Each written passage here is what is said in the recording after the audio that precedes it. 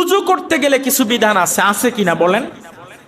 উজুর ফরজ আছে, উজুর সুন্নত আছে। যদি একজন মানুষ উজু করতে যায়, তাকে আগে উজুর ফরজ জানতে হবে, উজুর সুন্নত গুলো জানতে হবে। যদি উজুর ফরজ না জানে, তাহলে সে উজু করবে কেমনে? যদি উজু ভাঙ্গার কারণ না জানে, কোন সময় তার উজু ভেঙ্গে গেল সে বুঝবে কিভাবে? এমনও তো হবে উজু করে আসলো, মসজিদে ঢুকার পর তার উজু নষ্ট হয়ে গেল, এখন সে জানে না যে উজু কোন কারণে নষ্ট হয়, কয় কারণে নষ্ট হয়, তাহলে সে উজু ছাড়াই নামাজ পড়বে। তা উজু ছাড়া কোনো ব্যক্তি যদি নামাজ পড়ে, তার নামাজ হবে? আজকে যত মানুষ সেখানে উপস্থিত আছে, আমি যদি একজন করে জিজ্ঞেস করি, আচ্ছা বলেন তো উজুর ফরজ কয়টা, দেখা যাবে ম্যাক্সিমাম মানুষই বলতে পারবে না উজুর ফরজ কয়টা। যদি জিজ্ঞেস করা হয়, ভাই বলেন তো গোসলের ফরজ কয়টা, ম্যাক্সিমাম মানুষ বলতেই পারবে না গোসলের ফরজ কয়টা। উজুর চাইতে তো গোসল আরো বেশি বড়। আপনি যদি গোসলের ফরজ না জানেন, এইভাবে যদি আপনি গোসল করে উজু করে মসজিদে আসেন, কিন্তু আপনি যে গোসল করলেন ফরজ আদায় না করে, আপনার শরীরই তো পবিত্র হলো না। তাহলে উজু দিয়ে আপনি কি করবেন, আর নামাজ দিয়ে কি করবেন? ওই নামাজ কি নামাজ হবে? কারণ হলো নামাজের বাহিরে এবং ভিতরে 13টি ফরজ আছে, তার মধ্যে একটা আছে শরীর পাক। আপনার শরীরটা যদি পবিত্র না হয়, তাহলে আপনার নামাজ কেমনে হবে? আল্লাহ রাব্বুল আলামিন বলেন, ইযা কুমতুম ইলাস সালাতি ফাগসিলু উজুহাকুম ওয়া আইদিয়াকুম ইলাল মারাফিকি ওয়ামসাহু বিরুউসিকুম ওয়া আরজুলাকুম ইলাল কা'বাইন। আল্লাহ রাব্বুল আলামিন ডাক দিয়ে বলেন, যখন নামাজের সময় হয়ে যাবে, তখন তুমি প্রথমে নিজের চেহারাটা সুন্দর করে ধুয়ে নিবা। এবার যদি প্রশ্ন করা হয়, ভাই আপনি তো প্রায় 40 থেকে 50 বছর থেকে নামাজ পড়েন, আপনি বলেন তো উজুর সময় মুখের কোন জায়গা থেকে কোন জায়গা পর্যন্ত ধোয়া হয় একটু বলেন। আপনি খেয়াল করে দেখুন, আপনি বিষয়টা মাইন্ডে নেবেন না। শতকরা 95 জন মানুষ বলতে পারবে না যে উজুর সময় মুখের কোন জায়গা থেকে কোন জায়গা পর্যন্ত ধুইতে হয়।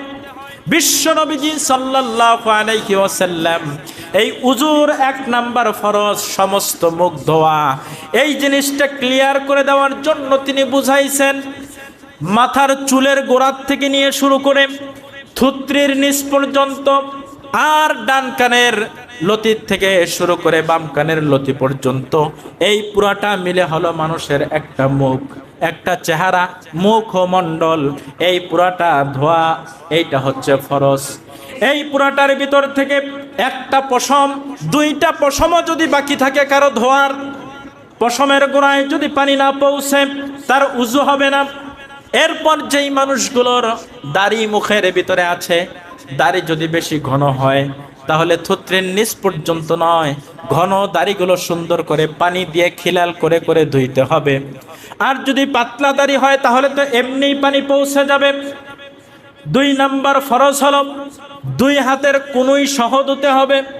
এবার সমাজের কিছু কিছু মানুষ, কেউ ধয় কুনুই পর্যন্ত, কেউ ধয় কুনুইর নিচ পর্যন্ত, কেউ ধয় কুনুইর উপর পর্যন্ত, কিন্তু আল্লাহ পাক রব্বুল আলামিন বললেন কুনুই সহ। আর কুনুই সহ যখন একজন মানুষ ধোবে, তখন নিশ্চয়ই কুনুইর উপর পর্যন্ত যেতে হবে। 3 নাম্বার ফরজ হলো মাথা মাসাহ করা। মাথা মাসাহ করা হচ্ছে একবার। মাথা মাসা, সমস্ত মাথা কেউ যদি একবার মাসা করে, তাহলে সুন্নত সহ আদায় হয়ে যাবে। আর ফরজের বিধান হলো মাথার 1/4, তার মানে 4 ভাগ করে 1 ভাগ কেউ যদি মাথা মাসাহ করে, তাই তার হুকুম আদায় হয়ে যাবে, ফরজ আদায় হয়ে যাবে।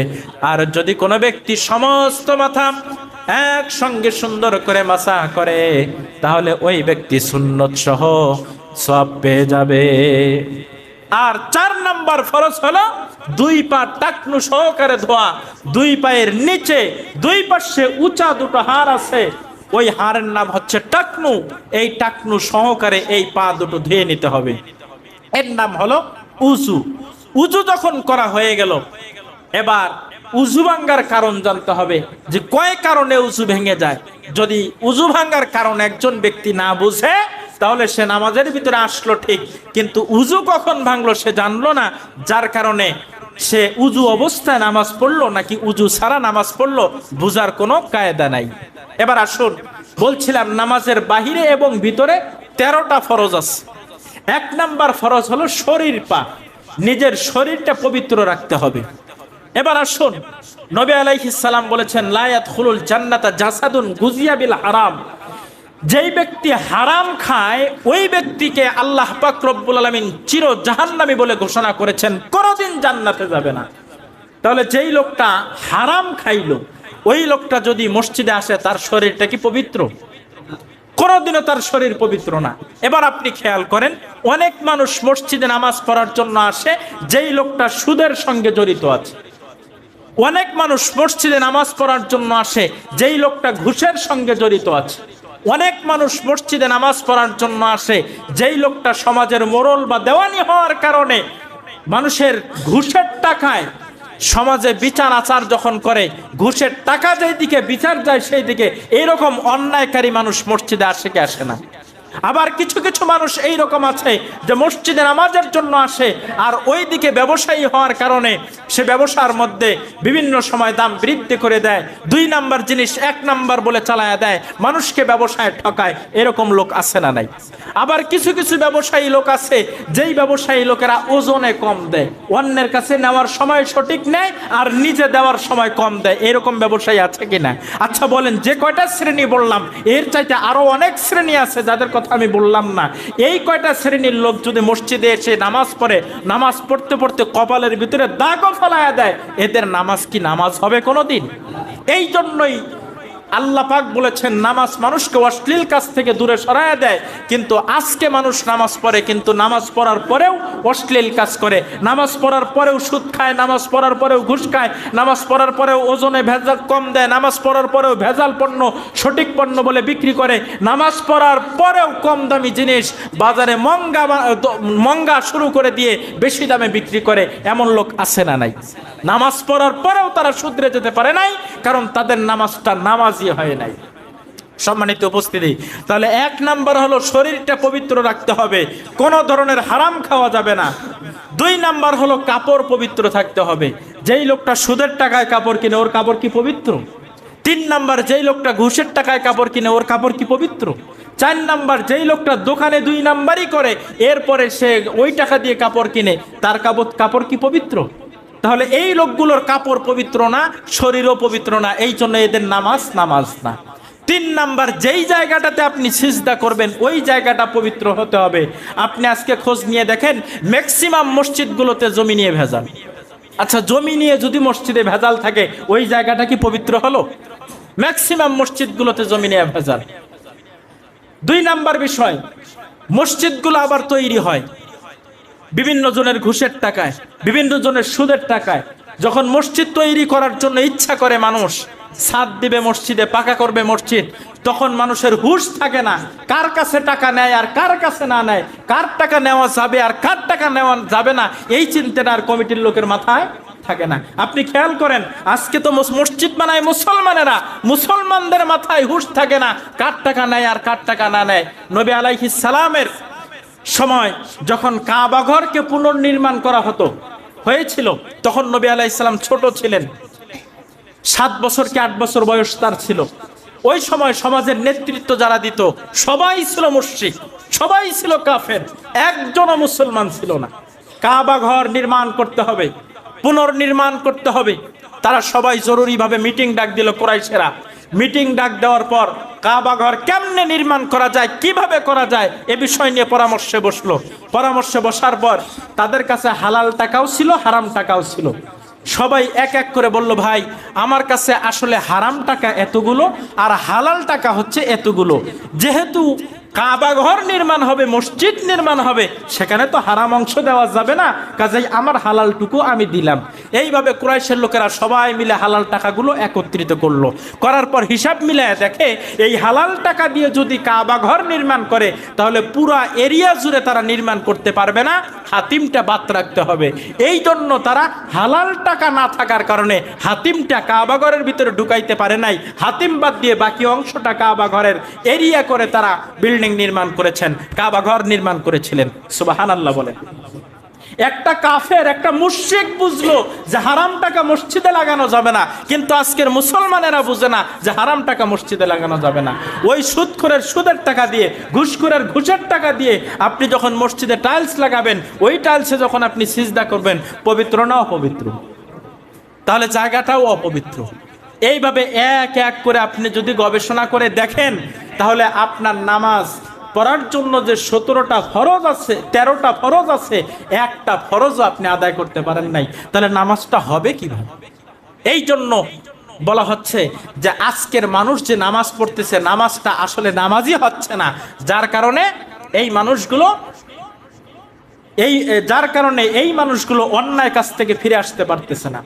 এরপরে আসুন, নামাজ যে কয়জন মানুষ আবার আদায় করে, ওই কয়জন মানুষ নামাজের মধ্যে আল্লাহকে ওয়াদা দেয় কি আর বাহিরে এসে করে। একজন মানুষ যখন নামাজে দাঁড়ায় গেল, নামাজে দাঁড়ানোর পর ওই লোকটা আল্লাহ পাক রব্বুল আলামিনকে ওয়াদা দিচ্ছে, ইয়াকা না'বুদু ওয়া ইয়াকা নাস্তাঈন। এই কথাটা সে ফজরের নামাজের সময় বলে। আল্লাহ পাককে বলে, রব্বুল আলামিন, আমি তোমার ইবাদত করি আর তোমার কাছে সাহায্য প্রার্থনা করি। আবার জোহরের নামাজেও ঠিক একই কথা বলে, আসরের নামাজেও বলে, মাগরিবেও বলে, এশার নামাজেও বলে। আবার এশার নামাজে বাড়তি কিছু ওয়াদা আল্লাহ পাক রব্বুল আলামিনকে দেয়। বেতের নামাজ যখন আদায় করা হয়, দোয়ায়ে কুনুত পড়ে। ওই দোয়ায়ে কুনুতের ভিতরে বলে, ওয়া নাতরুকু মাইয়াফজুরুক, হে আল্লাহ, আমি নিজে পাপ করি না, অন্যায় করি না, খারাপ কাজ করি না, এবং যেই মানুষগুলো অন্যায় করে, খারাপ কাজ করে, পাপ করে, গুনাহ করে, তাদের সাথে আমার কোনো সম্পর্কও রাখি না। আমরা তো অর্থ বুঝি না, আসলে কি পড়ি। ওয়ানাত্রুকু, আমি খারাপ কাজগুলো ছেড়ে দিছি। মাইয়াফজুরুক, যেই লোকটা খারাপ কাজ করে আমি তার সঙ্গও ছেড়ে দিয়েছি, তার সাথে আমার কোনো সম্পর্ক নাই। এই ওয়াদা আমি আল্লাহর কাছে দিলাম। দেওয়ার পর পরের দিন সকালে উঠে যে দলের নেতারা একের পর এক অন্যায় করছে, সেই দলের সঙ্গে যায় অমুক ভাইয়ের চরিত্র ফুলের মতো পবিত্র। তাহলে এই লোকটা যে আল্লাহকে রাত্রে ওয়াদা দিল এশার নামাজের সময়, আর ফজরের নামাজের পরে সে যেই দলের মানুষগুলো অন্যায় অবিচার করে তাদের সঙ্গে সঙ্গ দেয়, অথচ সে নিজেই বলল যারা অন্যায় করে আমি তাদের সঙ্গ দেই না, যারা অন্যায়, আমি নিজেও অন্যায় করি না, যারা অন্যায় করে তাদের সঙ্গে আমি সঙ্গ দেই না। তাহলে এই লোকটা যে আল্লাহকে ওয়াদা দিল, তার ওয়াদা কি ঠিক আছে? সারাদিন তাদের সঙ্গ দিয়ে যখন আবার এশার নামাজে দাঁড়ায় বলছে ওয়ানাতরুকু মাইয়াফজুরুক, আল্লাহ পাক তখন ডাক দিয়ে বলে, চিটিংবাজি করার আর জায়গা পাও না, এই নামাজে এসে চিটিংবাজি শুরু করছো আমার সাথে? সারাদিন তুমি কি করলা? তার মানে নামাজে আমরা কি পড়ি এটাও বুঝি না, এইটা হলো আমাদের বড় সমস্যা। সম্মানিত উপস্থিতি, যেই লোকটা সারাদিন সুদ খাইলো, সুদের ব্যবসা করলো, ওই লোকটা যখন নামাজে দাঁড়ায় বলে ইয়াকা না'বুদু, আল্লাহ তোমার ইবাদত করি। আচ্ছা, সুদ খাওয়া কি আল্লাহর ইবাদত?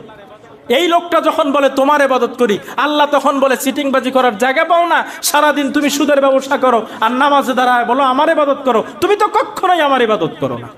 যেই লোকটা সব সময় ঘুষ খাচ্ছে আর নামাজে দাঁড়ায় বলতেছে ইয়াকা না'বুদু, আল্লাহ তোমার ইবাদত করি, আল্লাহ তখন বলে চিটিংবাজি করার আর জায়গা পাও না, ঘুষের টাকা লেনদেন করে এক্ষুনি আসলা আর নামাজে দাঁড়ায় বলতেছো যে তুমি আমার ইবাদত করো।